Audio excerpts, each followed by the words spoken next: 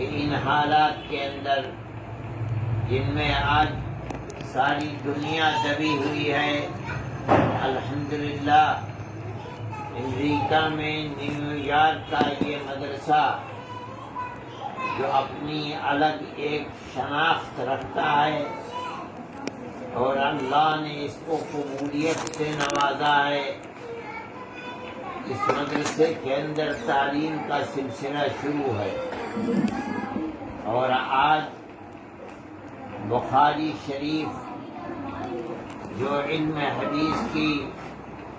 بے مثال اور بنیادی کتاب ہے، وہ آج شروع ہو رہی ہے اور آج اس کا پہلا سبق ہے۔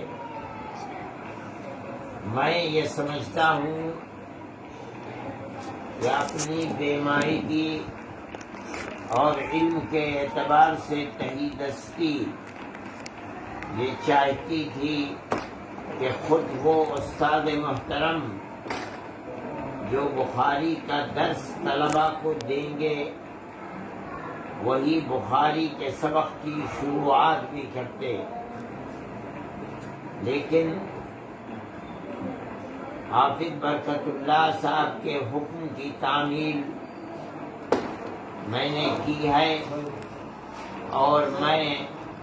اپنی طالب علمانہ حیثیت کے ساتھ آپ کے سامنے موجود ہوں، اور آج الحمدللہ دارالعلوم نیو یارک کے اندر درس حدیث شروع ہو رہا ہے۔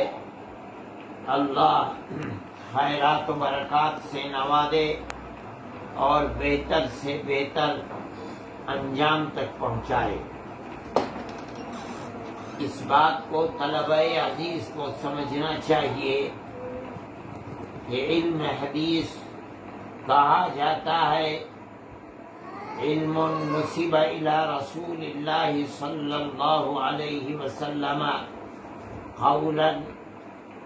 او فعلا او صفتا او تقریرا، یعنی یہ وہ علم ہے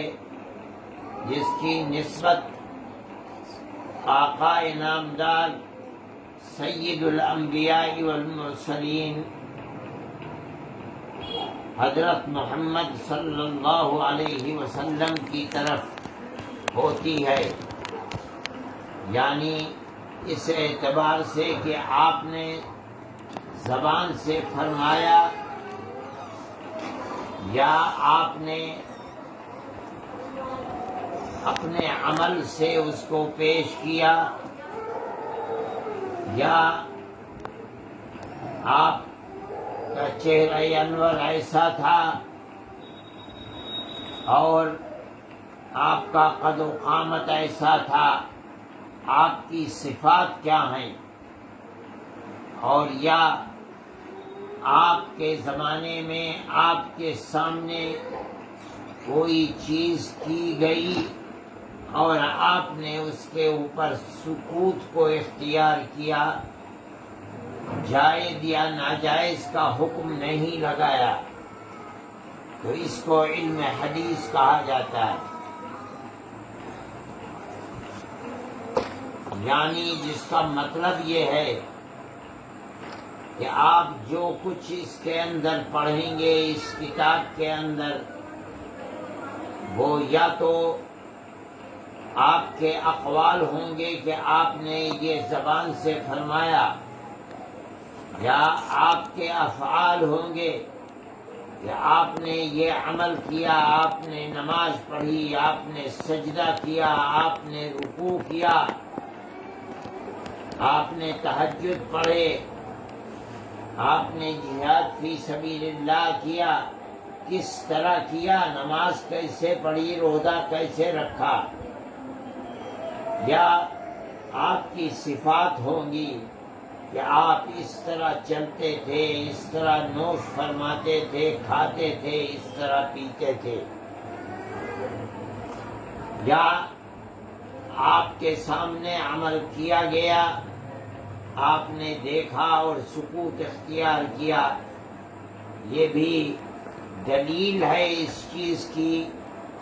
کہ یہ عمل اسلام کے اندر جائز ہے، یہ حجت شرعی ہے۔ انہی چیزوں کا ذکر اس کتاب کے اندر ہوگا۔ علم حدیث کی بہت سی کتابیں ہیں، آپ بھی اس کتاب کے ساتھ امام مسلم کی جمع کی ہوئی کتاب کو پڑھیں گے، ابو داؤد، امام ترمذی، امام نسائی، اور اسی طریقے پر موطا امام مالک، موطا امام محمد رحمہم اللہ، ان کتابوں کو آپ پڑھیں گے۔ لیکن امام بخاری کی یہ کتاب ان تمام کتابوں میں امتیاز کی صفت رکھتی ہے، اس لیے اس کتاب کو اصح الکتب بعد کتاب اللہ کہا گیا ہے۔ اللہ کی کتاب کے بعد یہ کتاب سب سے صحیح ترین کتاب ہے۔ جو روایات اس کے اندر آئی ہیں وہ جو اپنا درجہ رکھتی ہیں، عام طریقے پر دوسری کتابوں کے اندر احادیث جو جمع کی گئی ہیں ان کا یہ رتبہ نہیں ہے۔ اس لیے اس کتاب کے پڑھنے اور پڑھانے کی طرف اور کتابوں کے مقابلے میں خاص طریقے پر ہر زمانے میں توجہ زیادہ دی گئی ہے۔ صاحب کتاب نے اب آپ جب اس کتاب کو شروع کریں گے تو آپ کو محسوس ہوگا کہ سب سے پہلے جس روایت کو، جس چیز کو لا کر رکھا ہے وہ وحی سے متعلق چیز ہے۔ انا اوحینا الیک کما اوحینا الی نوح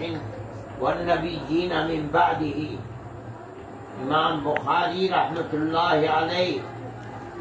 آپ حضرات کی توجہ اس طرف مبذول کرنا چاہتے ہیں کہ اس کتاب کے اندر جو کچھ آپ اللہ کے نبی ارشاد فرماتے ہیں وہ ما ينطق عن الهوى ان هو الا وحی یوحی ہے، یعنی یہ سب وحی ہے۔ جس طرح سے وحی انبیاء سابقین کے اوپر اترتی رہی ہے جو اس آیت سے ثابت ہے، اسی طریقے پر وحی نبی کریم علیہ السلام